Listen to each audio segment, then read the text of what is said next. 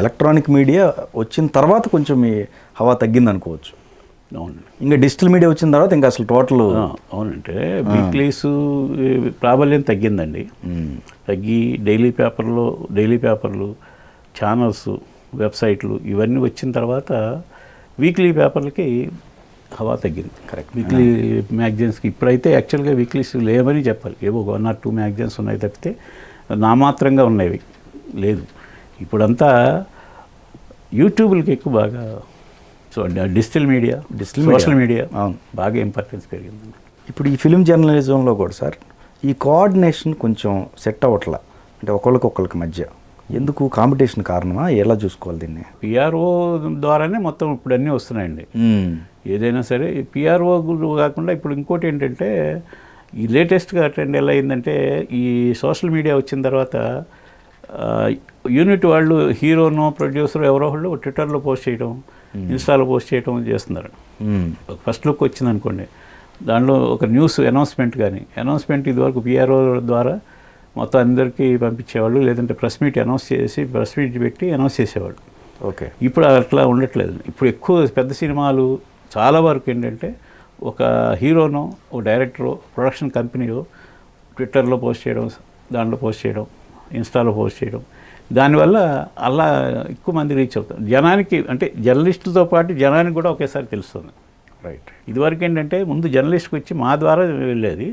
ఇప్పుడు ఏం జరుగుతుందంటే ఒక పోస్ట్ చేయడం వల్ల జర్నలిస్ట్తో పాటు మిగతా అందరికీ ఒకేసారి తెలుస్తుంది. ఓకే. అది వచ్చిన మార్పు అది. కానీ మీరు సితార్ నుంచి బయటకు వచ్చిన తర్వాత అప్పటికే మీకు మంచి పరిచయాలు ఏర్పడ్డాయి మంచిగా, అంటే ఒక ఎస్టాబ్లిష్డ్ పొజిషన్లోనే ఉన్నారు. కానీ ఫైనాన్షియల్గా అంత స్ట్రగుల్ అవుతూ అన్ని ఇబ్బందులు ఫేస్ చేయాల్సిన అవసరం ఎందుకు వచ్చింది మీకు? అంటే ముందు చూపు లేకపోవడం అండి. ఓకే, మెయిన్ కారణం ముందు చూపు లేకపోవడం. ఇవాళే అనుకున్నాం, వచ్చినట్టు ఖర్చు పెట్టాం. అప్పుడులో వచ్చినట్టు ఖర్చు పెట్టేసి దాచుకోకుండా అయిపోవడం వల్ల కొంత నేను వెనకబడి ఉన్నానని చెప్పాలి. ఓకే. ఆ రోజే ముందు కొంతమంది నా మిత్రులు ఏం చేశారంటే కొంచెం జాగ్రత్తగా స్థలాలు కొట్టడం చేయటం నేనే చేయలేకపోయాను. దాంట్లో మనం వెతుక్కునే పరిస్థితి వచ్చింది. కానీ ఇదని కదండి, ఇంకోటి కూడా చెప్పాలంటే, అంటే వాళ్ళు క్రాఫ్ట్లు మారారు. కొంతమంది ప్రొడ్యూసర్లు అయ్యారు, కొంతమంది డైరెక్షన్ డిపార్ట్మెంట్ సైడ్ వచ్చారు, కొంతమంది రైటరింగ్ సైడ్ వెళ్ళారు. ఇట్లా క్రాఫ్ట్లు కూడా ఎంచుకున్నారు ఇండస్ట్రీలోనే. మళ్ళీ దీని తర్వాత ఓకే ఇది కాదని, కానీ మీరు ఇదే పట్టుకొని ఉన్నారు. అక్షరాన్ని నమ్ముకున్నాను మొదట.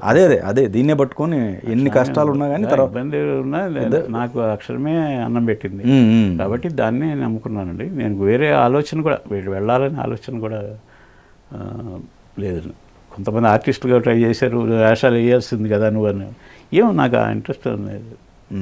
అంతసేపు నాకేంటంటే పుస్తకాలు రాయాలని ఆలోచన అండి. ఓకే. పుస్తకాలు రాయటం వల్ల పుస్తకాలు రాసి సంపాదించుకుంటున్నాడు అని చాలామంది అనుకుంటారు, కానీ పుస్తకం రాయడానికి 3 ఏళ్ళు 4 ఏళ్ళు పడుతుందండి ఒక పుస్తకం రాయటం. దాని మీద వచ్చే ఏదో ఆత్మసంతృప్తి కోసం రాయటం తప్పితే దాని మీద మనం పెట్టే ఖర్చుకి దానికి ఏమి మిగలదండి. ఓకే. ఏదో తృప్తిగా మన జర్నలిస్ట్గా నా కంట్రిబ్యూషన్ ఇండస్ట్రీకి ఉండాలని చెప్పి మనం చేయటం తప్పితే పుస్తకాలు అప్పటి వరకు 10 పుస్తకాలు రాసేసాను.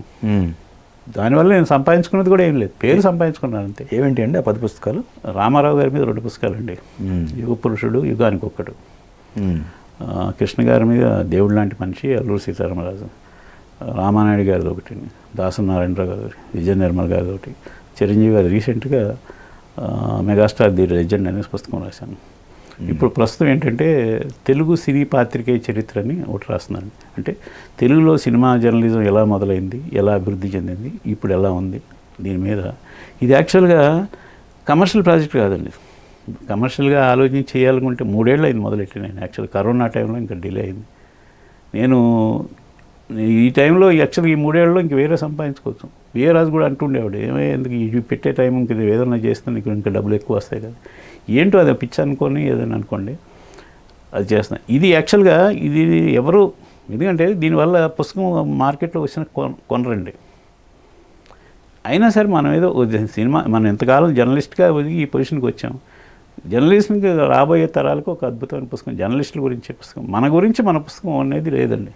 ఓకే. నా గురించి నేను రాసుకోవడం మనం, ఎందుకంటే మనం రాసిన రాతల వల్ల ఎదిగిన వాళ్ళు ఉన్నారు. అయినా సరే జర్నలిస్ట్ గురించి పట్టించుకునే వాళ్ళు ఎవరు లేరు కదా. అందుకని మనది గురించి మనం రాసుకుందామనే ఒక ఆలోచన వచ్చి మొదలెట్టారు. చూడాలి అది ఎలా ఉంటుందో దాని స్పందన. ఈనాడు నుంచి బయటకు వచ్చిన తర్వాత మీరు శ్రీకాంత్ గారికి, తర్వాత కృష్ణరాజు గారికి, వడ్డే నవీన్ గారికి ముగ్గురికి పిఆర్ఓగా చేశారు కదా? అవునండి, ముగ్గురు పిఆర్. యాక్చువల్గా గమ్యం అనే సినిమాకి నేను పిఆర్ఓనండి. గోవాలో షూటింగ్ జరుగుతుంటే గోవా వెళ్ళాం. మా ఏంటంటే మా ఆంధ్రజ్యోతిలోని రవి కొలిపూడి అని జర్నలిస్ట్ ఉండేవాడు. ఓకే. అతను శ్రీకాంత్ సినిమాలు చేయడం అని ఇంట్రెస్ట్గా ఉండేవాడు. ఎప్పుడు నేను పెద్దాడమూర్తి కలిసి గమ్యం షూటింగ్, నేను పిఆర్ఓని కాబట్టి వెళ్ళాను కవరేజ్ గోవాకి. గోవాకి వెళ్ళినప్పుడు ఇతను వెళ్ళేటప్పుడు చెప్పాడు, పిఆర్ఓ సంగతి ఒకసారి నాది కన్ఫర్మ్ చెయ్యి, నేను చేస్తున్నాను కదా, ఆయన దృష్టిలో కూడా పడి కన్ఫర్మ్ చేయి, ఆయన నోటి అమ్మట నా పేరు ఇచ్చేట్టు చూడు మాట్లాడమని వెళ్ళాడు. అక్కడ ఏం జరిగిందంటే సరే నేను పిఆర్ఓ అంటే ఆయన శ్రీకాంత్ చూపించి ఇలా నా వంక చూపించారు. నేను షాక్ అయ్యాను నిజంగా. మీ పిఆర్ఓ ఎవరు లేదు, ఎవరు అనుకుంటున్నారంటే ఇలా నా వంక చూపించారు శ్రీకాంత్. ఓకే. ఆ విషయం నేను ఇప్పుడు వీడియో ఏమనుకుంటే, అరే నేను పంపిస్తే నువ్వు తీసుకువెళ్ళి నీ పేరు చెప్పుకుని నువ్వు రికమెండ్ చేసుకుని నువ్వు చేసుకున్నావా అని ఫీల్ అవుతాడు కదా. లేదండి, పెద్దాడమూర్తి సాక్ష్యం పక్కన ఉన్నాను నేను. ఎందుకంటే శ్రీకాంత్ ఫస్ట్ ఇంటర్వ్యూ చేసింది నేనండి. పీపుల్స్ ఎన్కౌంటర్ అప్పుడు నేను బాగా క్లోజ్గా ఉండేవాళ్ళం. నేను ఎప్పుడు పిఆర్ఓ, నాది ఒకటే పాలసీ సార్, నేను ఎవరిని ఏది అడగలేదు సార్, పిఆర్ఓ చేస్తానని ఇప్పటివరకు. ఓకే. మీరు వచ్చి చేయమంటే చేస్తా తప్పితే నేను ఎప్పుడూ అడిగింది లేదు. ఇన్ని సినిమాలు చేశాను, 150 సినిమాలు చేశాను ఇప్పటివరకు, పెద్ద సినిమాలు ఉన్నాయి. కానీ ఎప్పుడు నాకు సినిమా ఇవ్వండి అని ఎవరిని అడగలేదండి. చేయమన్న వాళ్ళకి చేశాను అంతే. ఓకే. మరి అది పొగరు అనుకోవచ్చు, ఏదైనా అనుకోండి, కానీ నా పాలసీ అది. అట్లాగే శ్రీకాంత్ కూడా చెయ్యి అంటే చేశాను. కానీ వడ్డే నవీన్ గారిది ఎందుకు బ్రేక్ వచ్చిందండి, ఆ కెరీర్ బ్రేక్? కెరీర్ బ్రేక్ అంటే కాంపిటీషన్ ఎక్కువ, కాన్సన్ట్రేషన్ ఎక్కువ చేయలేకపోయారు, సినిమాలు పడలేదు కరెక్ట్గా. హెవీ కాంపిటీషన్ అయ్యేది ఆ రోజుల్లో నవీన్ గారికి. చేసిన మంచి సినిమాలు చేశారు ఆయన, చేసిన అది క్లిక్ అవ్వక కొంచెం వెనక్కి వెళ్ళిపోయారు. మీ సైడ్ కవరేజ్ ఉంటుంది కదా, మీ దానికి సంబంధించి చేసేవాళ్ళం అనుకోండి. అదే కాంపిటీషన్ మెయిన్గా, హెవీ కాంపిటీషన్ అవ్వడంతో సినిమా ఏదో ఎప్పుడైనా ఒకటండి, సినిమా హిట్ అయ్యి ఇదైతేనే కొంచెం మంచి సినిమాలు చేశారు. ఎందుకంటే వడ్డే రమేష్ గారి వంటి తండ్రి ఉన్నారు పక్కన సపోర్ట్గా.